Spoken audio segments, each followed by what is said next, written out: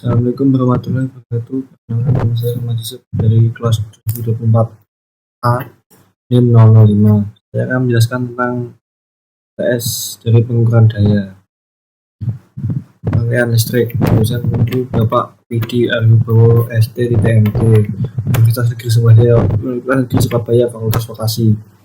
Kamu studi D4 Teknik Listrik. Assalamualaikum warahmatullahi wabarakatuh. Puji syukur saya panjatkan kepada Allah Subhanahu wa Ta'ala karena berkat rahmat dan ridhonya kami berhasil menyelesaikan makalah dengan 7 bukan daya dengan baik dan sesuai tepat waktu. Tidak lupa kami ucapkan terima kasih kepada Bapak Widi Arwibowo ST.MT selaku dosen pengempu mata kuliah rangkaian listrik yang membimbing kami dalam mengerjakan tugas makalah ini. Kami juga ucapkan terima kasih pada teman-teman kami yang setia dalam membantu mengumpulkan teori-teori dalam pembuatan makalah ini.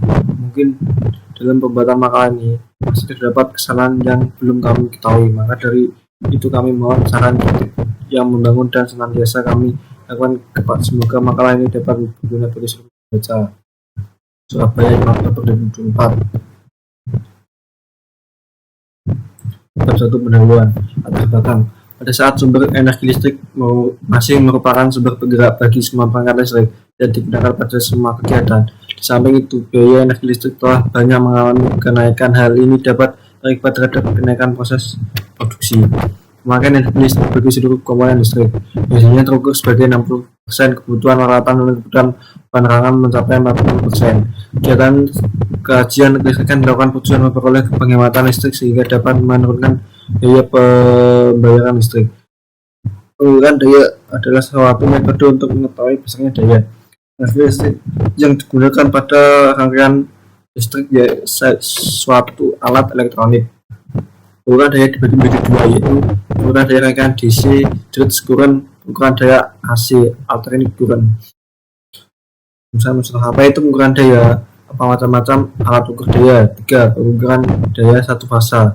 1.3. Tujuan penulisan: mengetahui divisi pengukuran daya, mengetahui macam-macam alat ukur daya, mengetahui cara pengukuran daya satu fasa. Bab 2, pembahasan. Pengertian pengukuran daya. Pengukuran daya adalah suatu metode untuk mengetahui besarnya daya energi listrik yang digunakan pada rangkaian listrik. Suatu alat elektronik pengukuran daya dibagi menjadi dua, yaitu pengukuran daya pada rangkaian DC direct current. Dalam rangkaian DC, daya listrik dapat dihitung menggunakan persamaan P sama dengan V1, di mana P adalah daya dalam watt, volt adalah tanggapan volt, dan 1 adalah arus dalam ampere. Persamaan ini menunjukkan bahwa daya berbaring lurus dengan tegangan arus. Pengukuran daya AC alternating current. Dalam rangkaian AC ada dua persamaan utama yang dapat Anda gunakan untuk menghitung daya. Persamaan atas, di mana ada mengendalikan tegangan RMS dengan arus RMS, atau persamaan bawah. Di bawah ada mengendalikan tegangan puncak dengan arus puncak lalu membaginya dengan dua. Salah satu metode yang digunakan pengukuran daya yaitu metode volt ampermeter, yaitu dengan memasang voltmeter secara paralel dan ampermeter secara seri. Pengukuran daya ada satu sirkuit pada umumnya dapat dibedakan dengan dua tipe, yaitu tipe daya resistif dan induktif.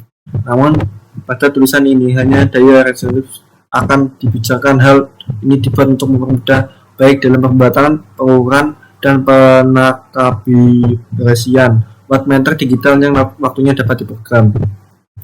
Untuk merelasikan pembuatan dan mengakibatkan alat ukur tersebut, maka di bawah ini akan dijelaskan terlebih dahulu beberapa konsep atau teori dasar yang melatar belakangnya. Dan adalah konsep dasar wattmeter, hukum Ohm, daya listrik, sensor arus, mikrometer, penampil LCD, beberapa komponen dasar sebagai pendukung, dan program dengan kode Vision AVM.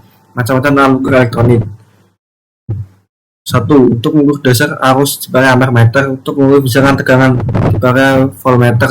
3. Untuk mengukur besaran resistensi dipakai ohmmeter. 4. Untuk mengukur besaran daya dipakai wattmeter. 5. Untuk mengukur besaran energi dipakai wattmeter. 6. Untuk mengukur besaran frekuensi dipakai frekuensimeter. 7. Untuk mengukur dasar faktor kerja dipakai cosmeter. B. Baca penggunaannya. Ampermeter adalah alat mengukur listrik yang berfungsi untuk mengukur arus listrik yang mengalir dalam suatu rangkaian listrik. Ampermeter dipasang secara seri di pengantar sehingga semua elektron yang mengalir melalui rangkaian juga harus melewati meteran. Cara penggunaan meter adalah bukan kabel meter ke titik yang akan diukur arus. Gunakan penjepit buaya untuk menghubungkan kabel merah ke kabel yang paling dekat negatif terminal positif dan kabel hitam ke kabel yang paling dekat dengan terminal negatif. 2. Voltmeter.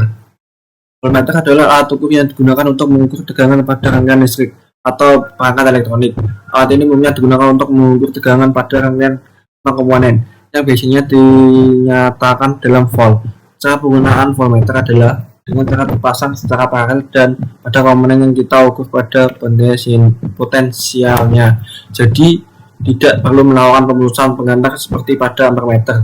Pada rangkaian arus secara pemasangan kutub voltmeter ini harus sesuai. Ohmmeter yang merupakan perkalian terkadang adalah akan melihat kabel yang ditentukan dalam satuan ohm per meter, ohm atau m, sebuah pembagian atau untuk menghitung resistansi kabel dalam jangka panjang. Cara penggunaan ohmmeter. Cara penggunaan resistansi ohm atau posisi salah selektor ke ohm. Pilih skala sesuai dengan perkalian ohm yang akan diukur biasanya diawali ke tanda X yang artinya adalah kali. Hubungan verbal ke komponen resistor tidak ada polaritas jadi boleh terbalik. Baca hasil pengukuran di display multimeter. 4. Contoh wattmeter adalah alat ukur listrik yang berfungsi untuk mengukur daya listrik atau penggunaan energi listrik dalam satuan watt. Cara penggunaan wattmeter untuk mengukur daya listrik adalah sebagai berikut. Identifikasi rangkaian yang akan diukur. Pasang wattmeter ke sirkuit untuk produk dan peralatan. Colokan langsung ke wattmeter, lalu colokan wattmeter ke dinding. Ambil data watt selama mungkin. Untuk bangunan, idealnya ukur watt selama beberapa hari atau minggu untuk memastikan data akurat. Contoh wattmeter jam adalah meteran listrik yang mengukur total energi yang dikonsumsi oleh tempat tinggal atau bisnis atau beban listrik dalam kilowatt jam. Cara penggunaan wattmeter jam. Jika Anda ingin mengukur jumlah listrik yang digunakan laptop Anda akan mendapatkan wattmeter dan mencolokkannya ke stop kontak. Kemudian colokkan laptop dan ke wattmeter. Wattmeter sekarang akan membaca jumlah listrik yang digunakan laptop Anda dari waktu ke waktu. Besaran turunan yang menunjukkan sebuah getaran atau putaran ulang persatuan waktu. Cara menghitung besaran turunan. Diidentifikasi besaran pokok. Tuliskan hubungan dengan besaran pokok. 3. Tentukan pangkat masing-masing besaran pokok. 4. Susun dimensi besaran turunan. 5. Gunakan prinsip homogenitas. 6. Gunakan hukum fisika. 7. Cek konsekuensi dimensal. Cosmeter adalah alat ukur faktor kerja daya untuk jaringan AC yang mengukur pergeseran fasa, setara tegangan dan arus. Alat ukur faktor kerja daya untuk jaringan AC yang mengalir pergeseran antara tegangan dan arus. Standar COSP PLN adalah 0,85. Jika COSP kurang dari standar maka akan dikenakan denda KVR atau KVARH. Untuk menghindari pada COSP dapat diperbaiki dengan penggunaan panel kapasitor bank. COSP menunjukkan beberapa banyak yang bilang selama pengangkutan daya rasio daya aktual terhadap daya semua adalah COSP. C. Sistem listrik satu fasa. Listrik satu fasa adalah listrik yang menggunakan dua kawat pengantar yaitu satu kawat fasa dan satu kawat nol netral. Pengertian sederhana adalah listrik fasa terdiri dari dua kabel yaitu satu bertegangan dan satu netral.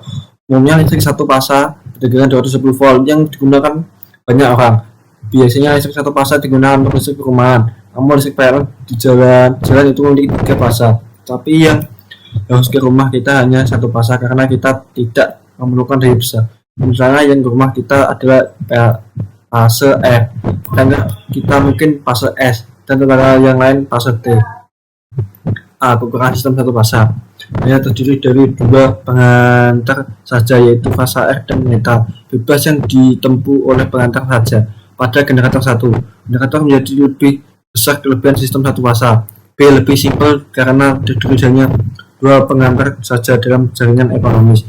Tegangan listrik voltage adalah berbeda potensial listrik antara dua titik dalam rangkaian listrik dan dinyatakan dalam satuan volt. Daya reaktif adalah jumlah daya pada generator satu fasa. Generator menjadi besar dibanding sistem satu fasa.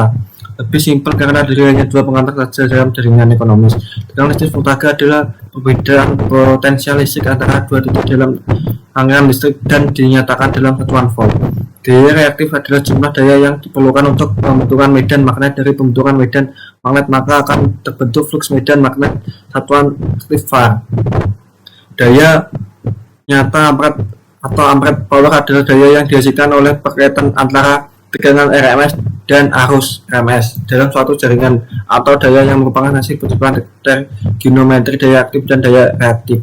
Satuan daya nyata adalah VA. Dalam fisik dan teknik pengukuran merupakan aktivitas yang membandingkan kualitas dari dan kejadian dunia nyata. Alat ukur adalah alat yang digunakan untuk mengukur benda atau kejadian tersebut. Besaran-besaran yang diukur, besaran-besaran listrik yang banyak dijumpai dalam bidang industri perkabelan ataupun keperluan yang lain adalah arus listrik. Tegangan tahanan daya DSP dalam pemakaian besaran listrik diukur dalam satuan praktis dan harga efektif. Sekian dari saya.